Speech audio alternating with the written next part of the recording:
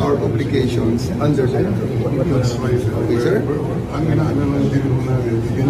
Sir, ganito. Let us follow the Ito na ang sinasabi ko, sir, na we can do this the hard way. We can do this the easy way.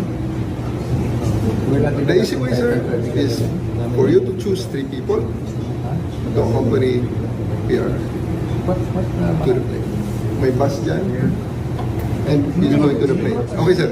The hard way. What plane is this, sir? Ma'am, chartered flight. Chartered flight from... Okay. So we need The hard to way. know. We The hard- need to know Ma'am, where ma'am, you're bringing our ma'am. president. Ma'am, the hard way. Sir, we need to know. Please give Ma'am. us information Makinig ka muna, ma'am. where you are bringing Wala sa pay grade ko yun, ma'am.